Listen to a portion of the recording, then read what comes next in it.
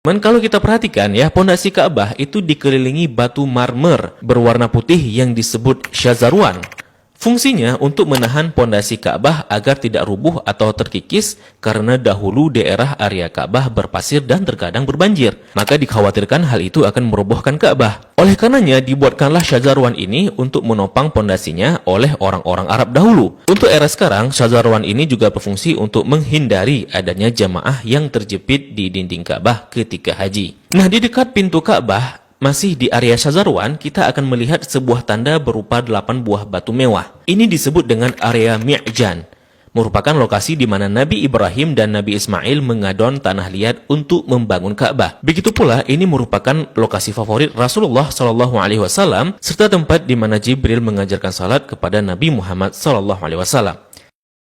Kain yang menyelimuti Ka'bah ini disebut dengan kiswah. Orang yang pertama kali menyelimuti Ka'bah dengan kiswah merupakan seorang raja dari Himyar yang bernama Tubba Abu Karb. Dahulu, orang-orang Arab menggantung syair-syair terbaik mereka di dinding Ka'bah sebagai bentuk kebanggaan budaya peradaban mereka dalam bidang sastra. Dan tahukah teman-teman, jika warna kiswah tidak selalu hitam.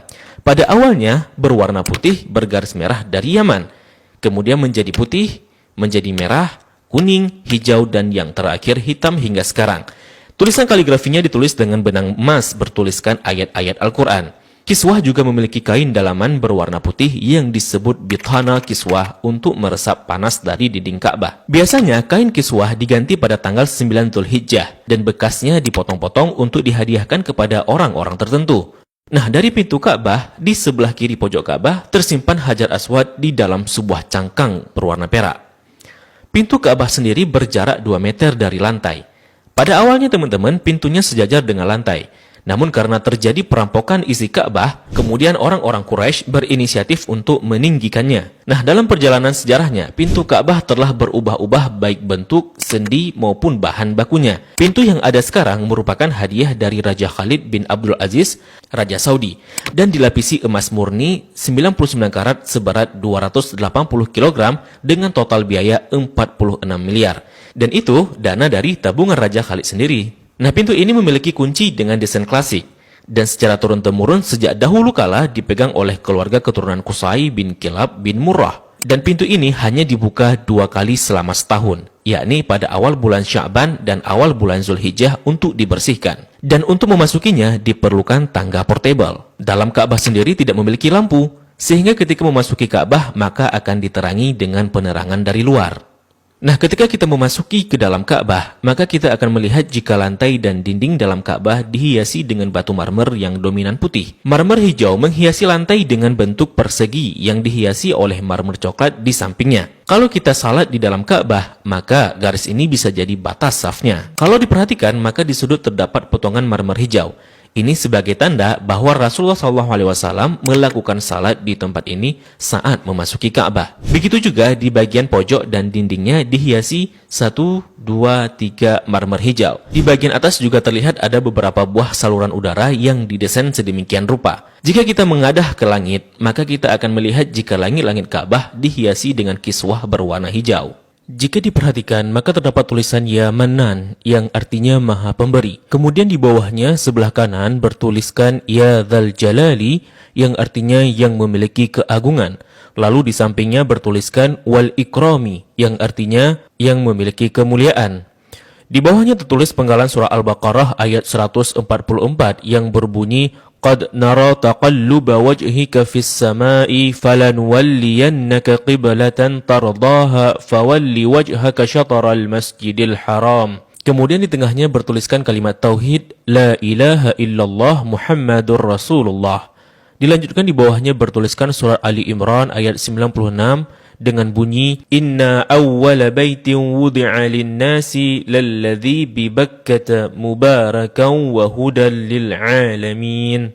Kalimat ini tertulis berulang-ulang hingga memenuhi dinding atas dan langit-langit Ka'bah. Di bagian atas terlihat jika langit-langit Ka'bah ada 3 penyangga yang kemudian ditopang oleh 3 tiang dari kayu dengan diameter 44 cm dengan jarak antara tiang 2 meter sekian.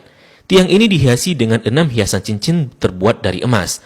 Bagian bawah pondasi tiang berbentuk kotak yang besarnya dapat diduduki oleh orang dewasa. Orang yang pertama kali memasang tiang di dalam Ka'bah adalah Abdullah bin Zubair saat pertama kali memugar Ka'bah selepas wafatnya Rasulullah Sallallahu Alaihi Wasallam. Di bagian atas tergantung harta karun berupa kendi-kendi atau lentera kuno yang terbuat dari emas dan perak, merupakan hadiah dari pemimpin-pemimpin negeri Muslim pada masa lalu.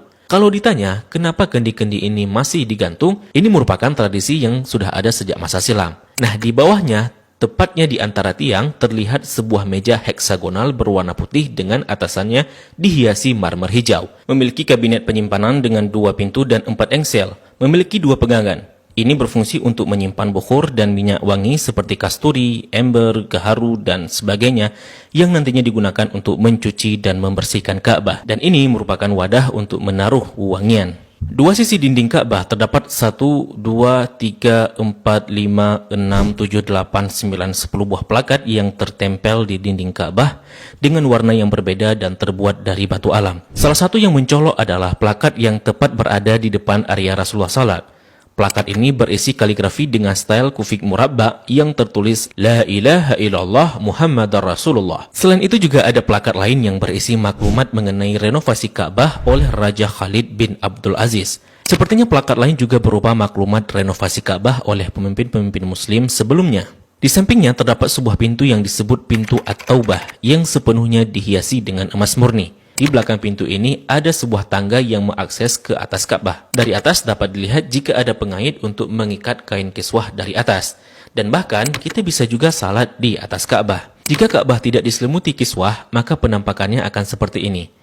Nah, kiswah Ka'bah akan diganti setahun sekali dan harganya mencapai 50 miliar dengan berat 650 kg. Kiswah juga berfungsi untuk menghindari dinding Ka'bah dari keretakan akibat panas matahari. Nah, inilah gambaran dari Ka'bah dan apa-apa saja yang ada di dalam Ka'bah.